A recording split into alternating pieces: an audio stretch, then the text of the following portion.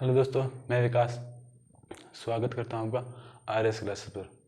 और आज हम लेकर आए एक बेहतरीन सेशन जो आपकी एनसीईआरटी बुक से नहीं, ठीक है, बुक के बाहर के चीज़ों से है। क्योंकि अब अक्टूबर की शुरुआत हो चुकी है, ठीक है, 3-4 दिन बीत चुके हैं, ठीक है।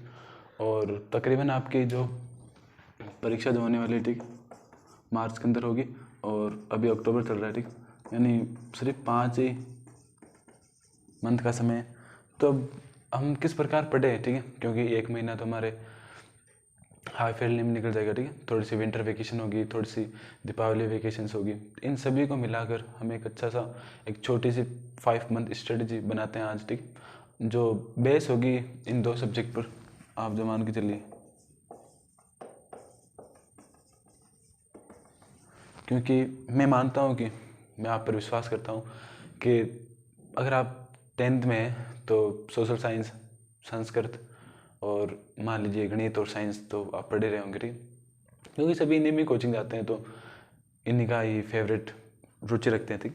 अगर आप 12th में हैं तो आप फिजिक्स भी अच्छे तरीके से पढ़ते हैं, क्योंकि डर होता है कि फिजिक्स में कैसा पेपर आएगा। मैथ्स को तो जो मैथ्स का स्टूडेंट होता है वो मैथ्स को बहुत अच्छे तरीके से पढ़ता है, जो बायो के स्टूडेंट होते हैं वो केमिस्ट्री में बहुत अच्छे होते हैं, ठीक। तो इन सभी का सब्जेक्ट्स का महत्व तो बहुत ज़्यादा होता है, ठीक। लेकिन जो एवरेज स्टूडेंट होते हैं, जो फिजिक्स केमिस्ट्री मैथ में या बाकी 10th की सब्जेक्ट में अच्छा नहीं करते, ठीक, वो लैंग्वेज को बेस करते हैं, ठीक है। और जब लैंग्वेज को बेस करते हैं तो उनमें अच्छे नंबर भी प्राप्त करते हैं। हालांकि हिंदी और इंग्लिश में नंबर करना इतना आसान नहीं है, ठीक, किन्हीं को लगता है कि आसान है, लेकिन इतना आसान नहीं है। तो आज हम आपको एक अच्छी सी स्ट्रेटेजी बताएंगे, ठीक। हमारी आज की वीडियो इसी पर रहेगी कि हम किस प्रकार 5 मंथ में भी पढ़कर मैं आपको एक परसेंटेज का कोटा बताता हूँ, ठीक है, जितना आप आज से या अक्टूबर से पढ़कर तकरीबन मार्च एंड तक पढ़ेंगे, जब तक आपकी परीक्षा नहीं हो जाती। तो इन 6 मंथ्स मान लीजिए परीक्षा समेत, तो इन 6 मंथ में पढ़कर लगभग जितने परसेंटेज आप बना सकते हैं उनकी आज बात करेंगे, ठीक है। तो हमारी आज क्लास ये रहेगी, ठीक है। तो शुरुआत करते हैं, ठीक है।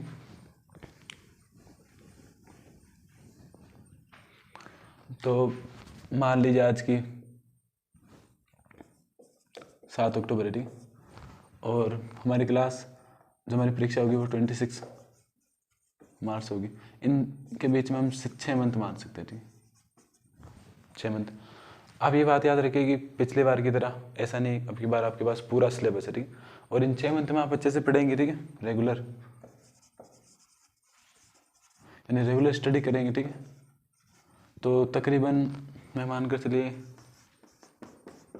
इतने परसेंट तो आप बना ही पाएंगे, ठीक। लेकिन तब जब आज से आप रेगुलर पढ़ाई करेंगे, ये नहीं कि अगर आप आज पढ़ने लगे तो 2-3 दिन बाद सोचेंगे यार कि जब दिवाली की वेकेशंस आएगी, ठीक है, तो उससे पढ़ना शुरू करेंगे। नहीं, दिवाली के बाद सोचेंगे नहीं यार नवंबर से पढ़ना शुरू करेंगे, क्योंकि 2-3 दिनों बाद या 3-4 दिनों बाद आपके सेकंड टेस्ट आ जाएंगे, ठीक है, सेकंड यूनिट्स, तो द्वितीय परख आ जाएंगे, ठीक है। तो आपको पता होना चाहिए कि अब हमें सिलेबस क्या है, किस प्रकार पढ़ना है, ठीक है। तो पहले पॉइंट पर बात करते थे आज की स्ट्रेटेजी का। तो आपके 2 महीने बाद, ठीक है, 2 महीने बाद आपकी हाफ ईयरली है, ठीक है। तो आपको पूरा जो टारगेट होना चाहिए, ठीक है, फर्स्ट टारगेट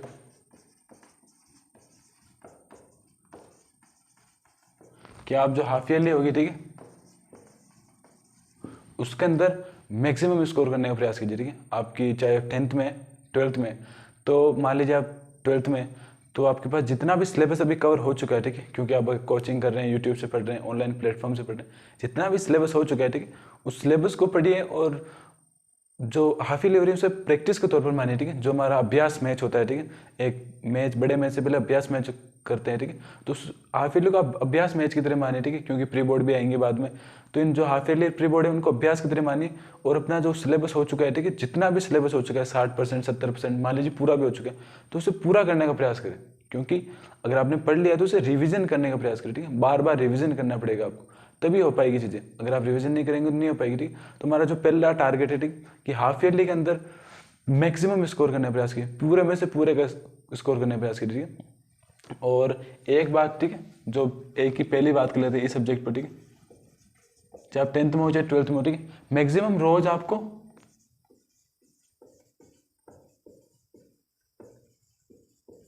मैक्सिमम आपको रोज़ 2 आवर की प्रैक्टिस तो करनी होगी, ठीक है। आपने शुरू से पढ़ा है, अब हमें कोई मतलब नहीं, ठीक है। इन 5 महीनों की बात कर रहे हैं हम। इन 5 महीनों में अगर आप रोज़ 2 घंटे गणित को देंगे, ठीक है, तो 2 घंटे की रोज़ प्रैक्टिस करेंगे। चाहे आप अभी जो पढ़ा रहे हैं आपको, ठीक है, वो पढ़ना शुरू कर दीजिए 1 घंटे के अंदर। इसमें आप डिवाइड रखें 1+1, ठीक है। 1 में अभी जो करंट पढ़ रहे हैं, ठीक है, वो पढ़े, और इसके अंदर जो प्रीवियस पढ़ चुके हैं, ठीक, यानी पहले जो पढ़ चुके हैं और अभी जो पढ़ रहे हैं, ठीक, उनका प्रयास करें, ठीक है। तो अगर आपके टेस्ट हो रहे हैं तो इससे आपके टेस्ट भी कवर हो जाएंगे, ठीक है। इससे आपकी वो चीज़ें जो पहले बन रही थी, ठीक, वो भी क्लियर हो जाएगी। आपका थोड़ा सा गणित में रिवीजन भी हो जाएगा, ठीक है।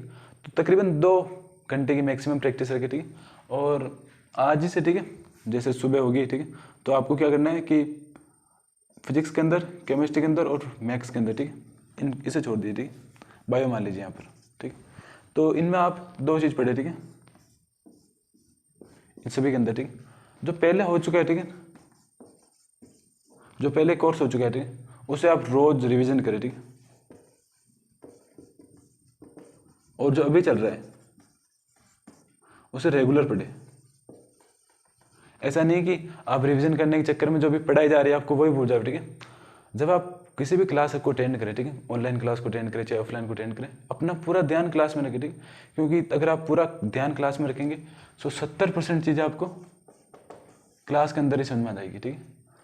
तो आप परसेंटेज बनाने का कोशिश करें, ठीक है। और अभी भी आप डाउट ना करें खुद पर, क्योंकि अगर आपने डाउट करने की कोशिश किया कि यार 5 महीने बचे हैं कैसे परसेंट बनेंगे, ऐसी कोई बात नहीं, ठीक है। अगर आप अपनी शिद्दत से पढ़ेंगे आज से भी, ठीक है, तो मैंने बताया था आपको कि 85% तो आप आसानी से बना पाएंगे, ठीक है। अगर आप मानते हैं कि आजकल के समाज के अंदर परसेंटेज की बहुत ज़्यादा वैल्यू होती है, ठीक है। अगर किसी के परसेंटेज नहीं बनते तो बहुत कुछ कहा जाता है उसे, ठीक है। पढ़ने वाले के साथ ऐसी प्रॉब्लम होती है, ठीक है, कि जब आप पढ़ रहे होते हैं, ठीक है, तो लोग कहते हैं यार इन्हें कोई काम मत बताओ, इन्हें कोई कुछ कहो मत, ये पढ़ने वाले हैं, ठीक है। मान लीजिए आपके परसेंटेज नहीं बने, ठीक है, मान लीजिए आपके परसेंट बन जाते हैं, अभी हम मान रहे हैं आपके परसेंट बन गए, मान लो आपके 90% बन गए, ठीक है, तो वो क्या कहेंगे, अरे यार अच्छी बात है, ये तो पढ़ने वाले हैं, इनके तो बनेंगे, हमें तो पहले ही पता था ऐसा वैसा, ठीक। और मान लीजिए आपके 60 ही बने, ठीक है, फिर उनकी बात होगी, अरे पढ़ने से क्या होता है, ठीक है, कुछ आना भी चाहिए, इनमें तो बहुत एटीट्यूड है, ये है वो है, ठीक है। तो समाज में बहुत सारी बुराइयाँ हैं, ठीक है, उन बुराइयों से दूर रहिए और प्रयास करें अपना कि अकेले रहने का प्रयास करें, ठीक है। दूसरा, अपने पेरेंट्स की छवि अपने दिल में हमेशा रखें, ठीक है, क्योंकि कोई चीज़ काम आए ना आए, ठीक है, जो मोटिवेशन नाम की चीज़ होती है, ठीक है, वो लाइफ में मैं नहीं मानता कुछ मोटिवेशन होता है, ठीक। अगर आप सुबह उठकर अपने मम्मी पापा के पैर छूते हैं, ठीक है, और उनकी तस्वीर को देखते हैं, तो उससे बड़ा मोटिवेशन और कुछ नहीं होता, ठीक। जो कुछ सपने होते हैं आपके माँ बाप के, जो आपकी वो देखते हैं अपनी आंखों में आपके लिए, ठीक है, बहुत मेहनत करते हैं सुबह से शाम, कमा कर लाते हैं आपके लिए, आपको पैसे देते हैं, ठीक है। जब आप 100 रुपये मांगते हैं तो वो ये नहीं सोचते कि क्या उनकी जेब में कुछ है, ठीक है।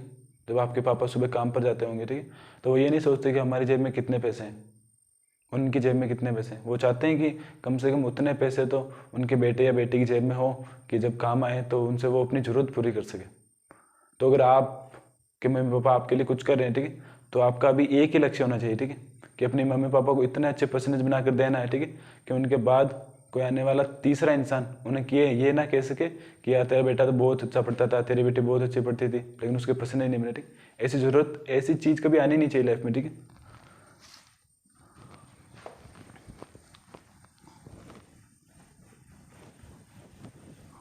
तो हमारा पहला टारगेट था जो हाफिली था, ठीक है। सेकंड जो है, आपके पास 2 भाषा, ठीक है, हिंदी और इंग्लिश, ठीक। इन 2 को टारगेट करें, ठीक।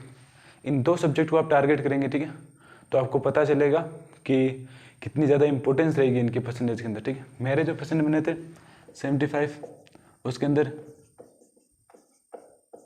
ये थे हिंदी के, ये थे इंग्लिश के, ठीक। जो मेरी कमी रह गई थी, ठीक है, मेरे परसेंटेज के अंदर, शायद अगर मैं भी 90 नंबर लाता तो शायद मेरे भी मेरिट होते अच्छी खासी, या 85% होते, लेकिन इससे कोई फर्क नहीं पड़ेगा, ठीक।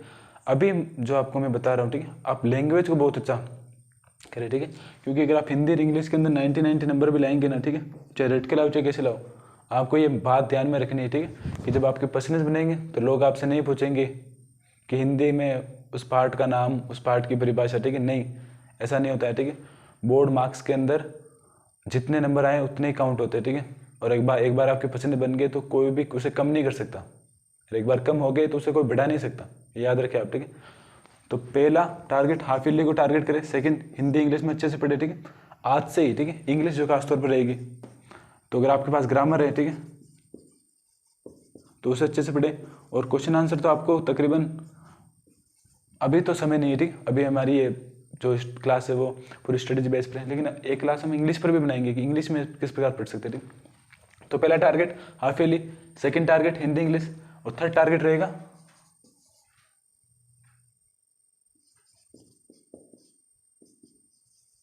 राइटिंग, ठीक है। अगर आपकी राइटिंग अच्छी नहीं होगी, ठीक है, तो आप कुछ अच्छा नहीं कर पाओगे, ठीक है। ये मेरे एक्सपीरियंस से बता रहा हूँ, ठीक है। अगर आप 10th और 12th में, मान लीजिए कि आपने दो व्यक्ति है, ठीक है, इन दोनों ने ही 90-90 नंबर का पेपर किया है, ठीक है, बहुत अच्छा पेपर किया है 90-90 नंबर का, लेकिन इसकी राइटिंग क्या है, खराब है, और इसकी राइटिंग क्या है, सही है। तो आप मानकर चलिए जो 90 नंबर वाला है उसके बनेंगे 86, और जो अच्छी राइटिंग वाला है उसके बनेंगे 94। ये इतना परसेंटेज का फर्क होता है, ठीक है, 8% तकरीबन, मान चलिए 5-6 का परसेंटेज का जो अंतर होता है वो क्रिएट अंतर हो जाएगा अगर आपकी राइटिंग अच्छी नहीं होगी, ठीक है। तो याद रखें, पहला पॉइंट हाफ ईयरली टारगेट करें, सेकंड हिंदी इंग्लिश को पढ़े, ठीक, थर्ड राइटिंग पर ध्यान रखें, और चौथा जो रहेगा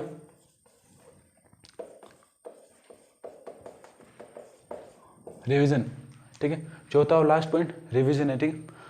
आज से, अभी से सभी काम छोड़ दीजिए, ठीक है।